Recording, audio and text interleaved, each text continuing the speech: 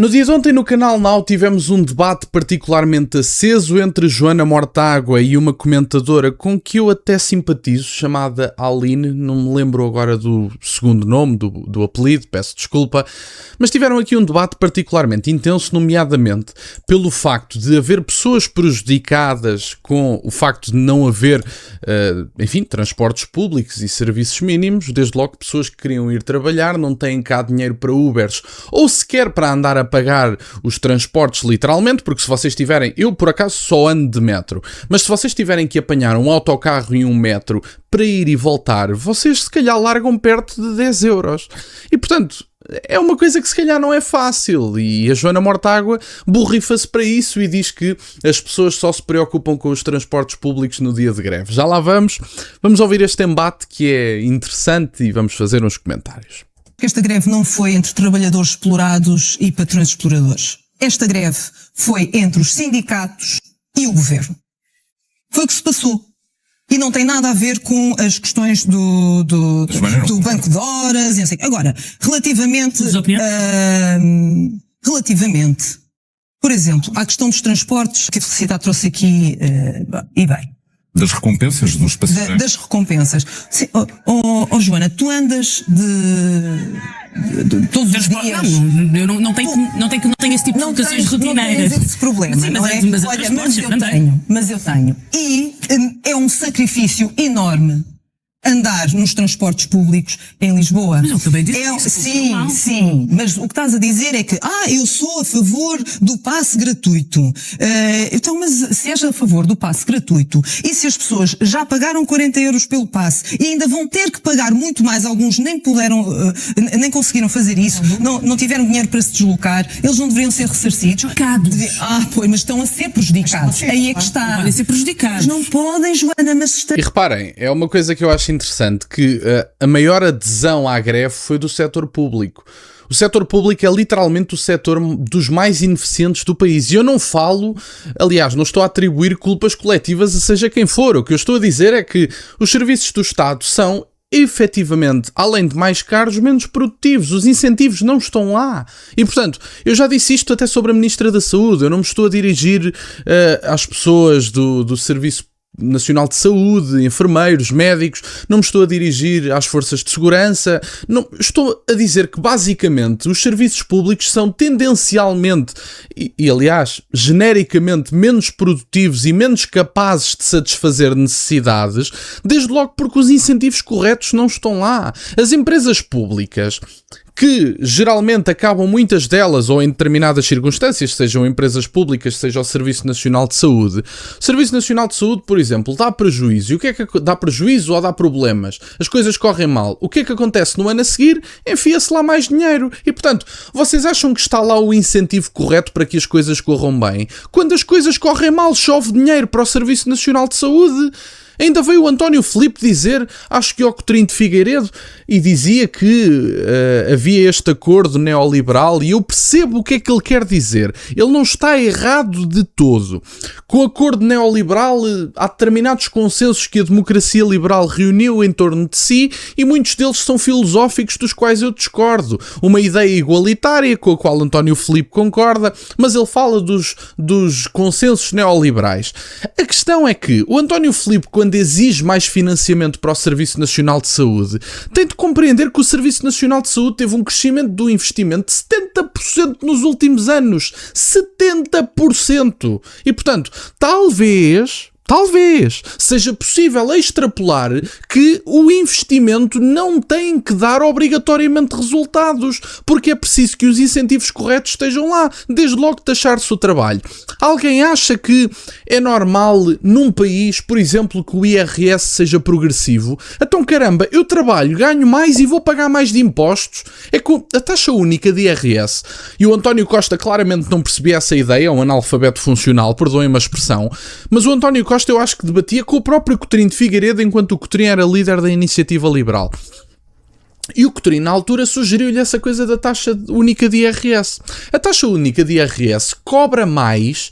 Reparem, vamos partir do pressuposto que a taxa única de IRS é 50%. Vamos partir desse pressuposto, que não é, evidentemente, mas que se aplicava uma taxa única de 50%. Obviamente que 50% de 1000 não é a mesma coisa que 50% de 100.000. Compreendem esta lógica de proporcionalidade?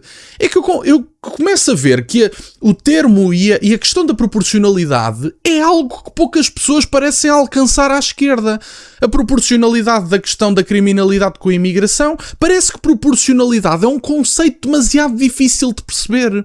Se a taxa única de IRS for 50% e cobrarmos 50%, que eu discordo, 50% é uma loucura completa, não estou a falar de se aplicar, são números redondos para se perceber melhor, mas se aplicarem 50% a 800 euros e 50% a 100.000 euros, quem recebe 100.000 euros vai pagar 50.000 euros de IRS. Quem recebe 1.000 euros vai pagar 500 euros. Não é difícil de perceber. E, portanto, no meu entender, taxar o trabalho deveria ser quase zero, se não zero. A questão é essa. Era importante que as pessoas compreendessem que trabalhar vale a pena. E num país como este, socialista, que é mesmo assim, que é das piores ideologias que alguma vez surgiu à face da Terra, traz para esta ideia a lógica de que, independentemente do que cada um faça, temos todos que ganhar o mesmo. Não temos que ganhar o mesmo. A desigualdade é o garante da diversidade, seja de escolhas no mercado laboral, seja diversidade de culturas, porque reparem, há mesmo desigualdade. Determinadas culturas que se baseiam em determinadas respostas a determinadas perguntas vão ter determinados resultados diferentes de outras culturas. Pode-se dizer sim que há culturas melhores do que as outras? Claro que se pode. A cultura ocidental é a melhor que alguma vez existiu. É óbvio. E, portanto, a desigualdade é o garante da diversidade das próprias escolhas. Não é? Porque há determinadas escolhas económicas, laborais, que vão gerar resultados melhores do que outros. Mas isso é óbvio. Não se pode dizer que um médico trabalhar 2 horas vale o mesmo do que uma pessoa que tem um trabalho tão digno como outro qualquer que varre ruas. Porque o médico tem a responsabilidade, se for, por exemplo, um cirurgião, tem a responsabilidade de ter uma vida nas mãos quando está a atuar. A pessoa que varre ruas, que tem um trabalho tão digno como qualquer outra, não estou a desmerecer, estou a comparar responsabilidades e, evidentemente, o que é que alguém pagaria mais por, eu pagaria mais a um médico do que uma pessoa que varre o chão. É tão simples como isso e, portanto, não é uma questão de dignidade da profissão, é uma questão do que as pessoas estão mais dispostas a pagar. Isso é o mercado. Vamos ouvir a segunda parte. Não a ser prejudicados. Além disso, os serviços mínimos nunca são serviços mínimos, porque tu nunca estiveste como se fosses uma sardinha em lata. Pois não. Claro, porque não andas no comboio, querida. Se andasses no comboio, olha, mas não para trabalhar, metro, como tu mesmo disseste agora. Trabalhar? Metro, comboio, as pessoas, para já, ficam horas à espera. Vamos ainda e, portanto, falar. É preciso nós temos 10 minutos ainda até ao final da nossa discussão. É preciso ter atenção aos trabalhadores que passam por isso. Para fazer um argumento, não é preciso ler esse tipo de decisãozinha. Não é preciso. Porque isso é a vida das pessoas, Joana. Isso é a vida das pessoas para conseguir avançar. Sabes quanto tempo as pessoas gastam nos transportes para irem trabalhar? Com certeza. Não sabes, porque se soubesses não dizias o que estás a dizer agora. Claro. Então, está concluída a discussão? Sim, está. Quer dizer, isto é um bocadinho ridículo. Isto é um bocadinho ridículo. Eu concordo. Como é evidente, eu acho inacreditável que pessoas que não querem saber do serviço público de transporte para nada, em dia de greve, são todos os grandes defensores dos utilizadores de transportes públicos. No resto do ano, privatize, façam o que quiserem, acabem com os transportes, não há barco para a margem sul, azar, quer dizer, aí não há problema. No dia de greve, agora de repente somos todos amantes dos transportes públicos. É preciso ter um bocadinho mais de seriedade. Não, eu peço desculpa. Habitualmente utiliza transportes públicos em Lisboa. Eu peço desculpa, quem não tem seriedade aqui és tu que estás a não ter seriedade. Então, eu também utilizo transportes públicos. E então? Acabei de te dizer. Mas isto é um debate sobre quem utiliza mais transportes. Eu queria de facto mudar de assunto. Pois, sim, mas ela tem que ouvir isto. Desculpa lá, estás a dizer que não está a haver aqui seriedade. Claro que está. Acabei de dizer que frequenta os transportes públicos todos os dias para ir trabalhar. Todos os dias. Não é no dia de greve que de repente me lembrei que os transportes públicos são Para atacar a greve. Não é. Tu é que, pelos vistos, não utilizas isto. Bom, meus caros, e foi esta a troca de ideias. A Joana Mortágua a dizer que é uma grande defensora dos transportes públicos. Eu sou defensor de resultados. Portanto, o que funciona, não é? O que der consultas baratas às pessoas é aquilo a que eu sou a favor. É uma questão muito pragmática. Tanto se me dá se é público, se é privado, se é isto, se é corporativo, se é o que é, se é o que for. Não interessa. O que interessa é que as pessoas tenham resultados. Transportes públicos eficientes, que tenham serviços, nomeadamente de saúde, que não têm que ser públicos, coisíssima nenhuma, têm que ter saúde e que isso seja o mais barato possível e do melhor atendimento possível. Quer dizer, as políticas da Joana Mortágua estão aplicadas. Nós estamos a discutir um país, nós estamos a ter como base da discussão um país que foi delineado pelo Partido Socialista na última década, quase última década, e que foi apoiado pelo Bloco de Esquerda e pelo PCP. Portanto, nós estamos a lidar com os resultados das políticas que aplicaram. Não se podem queixar de um país que aplicou as vossas políticas. Ou então não gostam das vossas políticas, mas adivinha, ninguém gosta das vossas políticas. Porque as vossas políticas são todas muito bonitas, convencem as pessoas com base na emoção, mas resultados práticos não existem. E portanto, há e tal os serviços públicos. Mas quais serviços públicos? A escola pública, que todos os anos faltam milhares de professores? Ou o Serviço Nacional de Saúde, que se esperam meses, se não anos, por uma cirurgia? Acordem para a vida, já é tempo. Estas experiências socialistas da treta, que hoje se baseiam em novas lutas de classe, porque se aperceberam que o trabalhador já não quer saber destas conversetas da treta, porque o trabalhador, o proletariado, tem muito mais a ganhar com o sistema de mercado livre. Capitalismo é uma coisa, mercado livre é outra, não são obrigatoriamente uma e a mesma coisa. Posso falar disso noutra altura, não é a altura disso, não é o tema do vídeo.